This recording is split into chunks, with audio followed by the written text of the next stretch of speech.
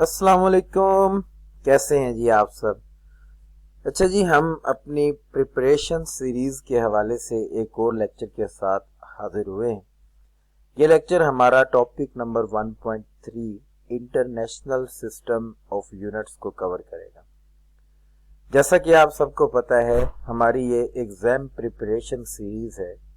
इसमें हम इस चीज पर फोकस नहीं कर रहे कि मुख्तलिफ कंसेप्ट्स किस तरह क्लियर किए जाएं, बल्कि हमारा मेन फोकस ये है कि एग्जाम के हवाले से किसी टॉपिक को किस तरह से तैयार किया जाए। हम ये समझ के और एज्यूम करके चलेंगे कि हमें इस टॉपिक में छोटी छोटी जो निटी ग्रिटीज हैं, कंसेप्चुअल जो बातें हैं, उनका पहले से अंदाजा है। फिर भी अगर आपको किसी टॉपिक को समझना है, किसी बात को समझना है, तो आप कमेंट सेक्शन में ज़रूर बताएं और उसी के मुताबिक फिर आपको इंशाल्लाह हम उस पर भी वीडियो बनाकर देंगे। अब जी, अगर आपने topic number 1.3 international system of units को देखना है, तो इसमें चूंकि ये शॉर्ट क्वेश्चन के लिए एक इम्पोर्टेंट टॉपिक है और इसमें काफ़ी सारी डिफरेंट डेफिनेशंस पूछी जा सकती हैं, तो तैयारी के हवाले से मैं आपको डिफरेंट टिप्स देता रहता हूं हर वीडियो में। तो ये बात सबसे ज़रूरी है कि जब भी आप किसी भी टॉपिक को पढ़ें तो उसके हवाले से ये आप ज़रूर याद रखें कि आपको एक एक पैराग्राफ टेक्स्ट बुक का पढ़ना है और उसमें से देखना है कि क्या क्या सवाल बन सकता है। तो इसी हवाले से हमारे पास ये टॉपिक आपके सामने है, तो आप देखें। सबसे पहले डिस्कशन हुई है in 1960 an international committee agreed on set of definitions and standard to describe the physical quantities. यानी कि हमारे पास इंटरनेशनल सिस्टम ऑफ यूनिट्स की एक छोटी सी और सिंपल सी ये डेफिनेशन इस पैराग्राफ के अंदर डिस्कस की गई। उसके बाद अगर हम आगे चलें, due to simplicity and convenience with which the unit of system, यानी कि इस पैराग्राफ में जो बात हो रही है वो हमारे पास इसकी सिग्निफिकेंस के हवाले से बात हो रही है। तो यहां पर हमारे पास दो शॉर्ट क्वेश्चन, एक डेफिनेशन का, एक इस सिस्टम की सिग्निफिकेंस का ओवर द अदर सिस्टम, जो कि हम किसी भी मेजरमेंट के हवाले से इस्तेमाल कर सकते हैं, वो डिस्कस हुआ है। System international built up three kinds, इसका मतलब है कि इन दो लाइनों के अंदर इसके बिल्डिंग ब्लॉक्स की बात हो रही है, और वो तीन बिल्डिंग ब्लॉक्स हैं जो कि बेस्ड यूनिट, सप्लीमेंट्री यूनिट्स और ड्राइव यूनिट्स। अगर हम आगे चलें और मजीद इसमें देखें तो बेस यूनिट्स की हमारे पास डेफिनेशन है। बेस यूनिट की जो डेफिनेशन है ये हमारे पास आगे लिखी हुई है। 7 बेस यूनिट्स हैं। आप सबको पता है कि इनकी बेस पर हम दूसरे यूनिट्स को डिफाइन करते हैं। ये टेबल दिया है जिसमें साथ के साथ बेस यूनिट उनके सिंबल के साथ लिखे गए। सप्लीमेंट्री यूनिट्स की बात करें तो सप्लीमेंट्री यूनिट्स की डेफिनेशन, फिर उसकी दो एग्जांपल्स, क्योंकि दो ही सप्लीमेंट्री यूनिट हैं तो दोनों एग्जांपल्स की फिर आगे डेफिनेशन।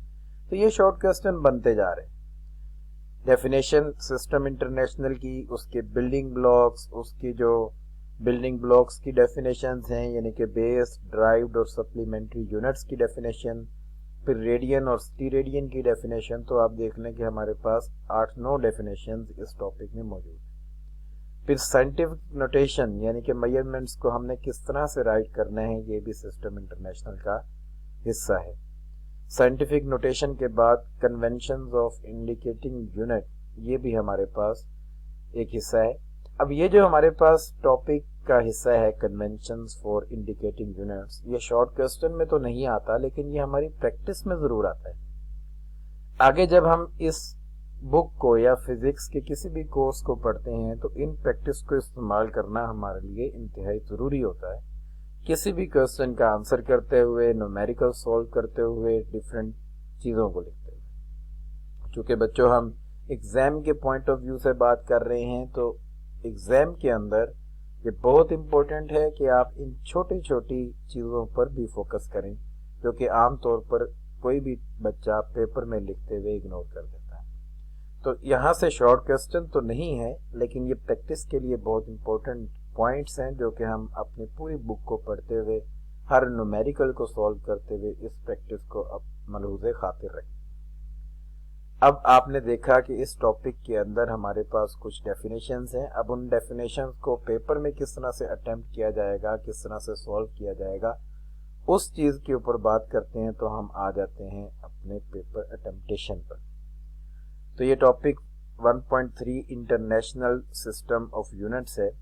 इसमें आप देखें कि हमारे पास question number 1, what do you know about international system of unit, describe its significance. तो पहले तो डेफिनेशन हमने बतानी है। तो ये प्रैक्टिस हर वीडियो में हम जिक्र कर रहे हैं कि हेडिंग्स के बगैर आप कोई क्वेश्चन फिजिक्स का ना लिखिएगा। तो चूंकि क्वेश्चन के अंदर दो चीजें पूछी गई हैं, उसकी डेफिनेशन और सिग्निफिकेंस। तो पहले डेफिनेशन की heading international system of units का नाम आ गया। तो इन 1960 an international committee agreed on a set of definitions and standards to describe the physical quantities. The system that was established is called System International of Units. तो simple से अल्फाज के अंदर हमने इसकी डेफिनेशन लिखी है। जो बुक के अल्फाज हैं वो भी आप लिख सकते हैं, लेकिन मेन बात कि आपका जवाब हमेशा टू द पॉइंट होना चाहिए। इजाफी चीजें और फजूल चीजें हमने पेपर में लिखने से गुरेज करना है। सिग्निफिकेंस की बात करें तो जो बुक में उसने कहा कि चूंकि ये सिंपल सिस्टम है और मैथमेटिकली हम इसको बड़े अच्छे अंदाज से डील कर सकते हैं, तो यही इसकी सिग्निफिकेंस है। Due to simplicity and convenience with which the units in this system are amenable to arithmetic manipulation, it is in universal use by the world scientific community. तो जो हमारी बुक में डिस्कशन हुई है इसके हवाले से, इसकी डेफिनेशन के हवाले से और इसकी सिग्निफिकेंस के हवाले से, उन्हीं बातों को हमने अपने इस शॉर्ट क्वेश्चन के जवाब में लिखा। पहले पैराग्राफ के एंड पे आपको पता है कि हमारे पास इसके बिल्डिंग ब्लॉक्स के बारे में बात हुई है, तो हमारा नेक्स्ट क्वेश्चन भी इसी के हवाले से। क्वेश्चन नंबर 2 है जी, what are building blocks of system international, also define them. या इसी क्वेश्चन को वो इस तरह से भी पूछ सकता है, define base unit, supplementary units and derived units, also give some examples. तो अब देखें इसमें अगर आप सप्लीमेंट्री यूनिट्स की बात करें तो उसके दो जो एग्जांपल्स हैं, रेडियन और स्टीरेडियन, उनकी भी डेफिनेशन है, लेकिन इस चूंकि क्वेश्चन में वो पूछी नहीं है तो हमने इस क्वेश्चन में उसको आंसर भी नहीं करना। तो अगर ये क्वेश्चन आपके पेपर में आ जाता है तो आप सिंपल लिखेंगे कि हमारे पास हेडिंग जो है वो बिल्डिंग ब्लॉक्स ऑफ एसआई, और there are 3 building blocks of system international या एसआई। पहला है बेस यूनिट्स, दूसरा है सप्लीमेंट्री यूनिट्स और तीसरा है ड्राइव्ड यूनिट्स। बेस यूनिट की डेफिनेशन क्या है, और ये हम क्यों लिख रहे हैं डेफिनेशन, क्योंकि ऊपर क्वेश्चन में स्टेटमेंट में लिखा जा चुका है आल्सो डिफाइन देम, इसलिए हम लिख रहे हैं। तो बेस यूनिट की definition, the unit associated with the base quantities are called base units.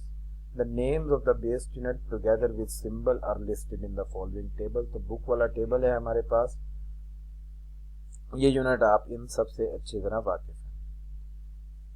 Supplementary unit, the general conference on weight and measure, यानी कि वो जो कमेटी है वो कुछ यूनिट्स के बारे में अभी हतमी ऐलान नहीं कर पाई कि वो ड्राइव्ड हैं या बेस हैं, उनको बेस में दाखिल किया जाए या ड्राइव में। तो वो यूनिट हमारे पास सप्लीमेंट्री यूनिट्स कहलाते हैं। These units are called supplementary unit. Radian and steradian are supplementary units.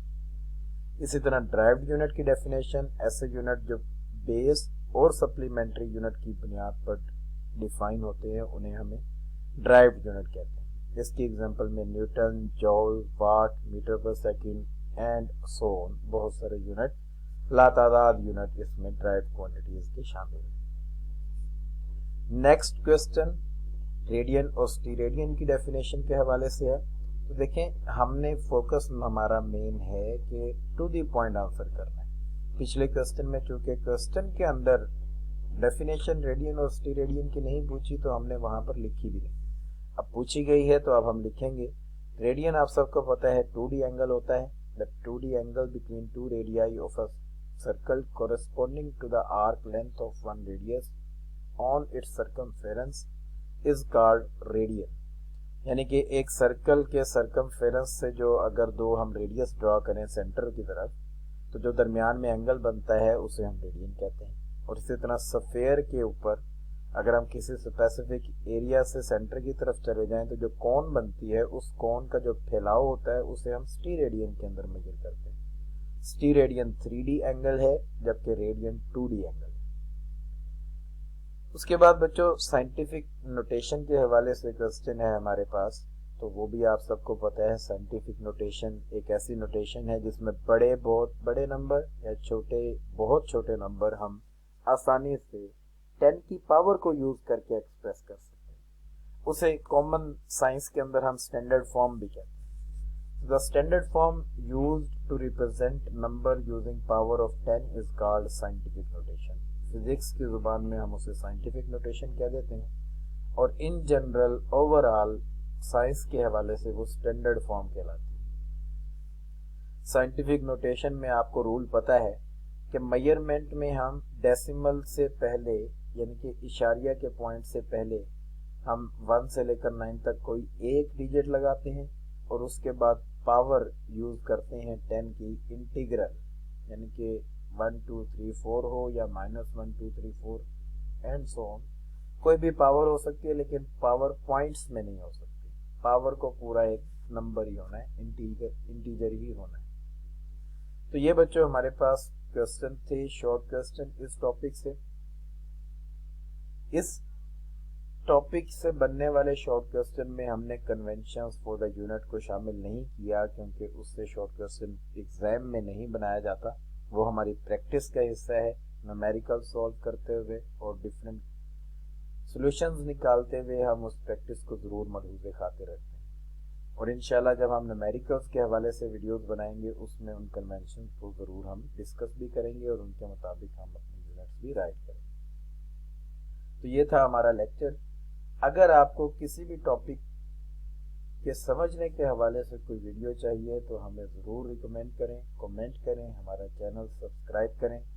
इंशाल्लाह हम आपके कमेंट के ऊपर जल्द ही रिस्पॉन्स करेंगे। उम्मीद करते हैं कि आपके लिए ये जो वीडियो है एग्ज़ाम की तैयारी के हवाले से फ्रूटफुल साबित हो। मज़ीद वीडियोस भी आपको मिलती जाएंगी। हमारा एम है कि हम हर रोज़ आपके लिए एक टॉपिक की वीडियो लाजमी बनाएं। चैनल को सब्सक्राइब करें ताकि हर आने वाली वीडियो आपको ज़रूर मिल जाए। अल्लाह हाफिज़।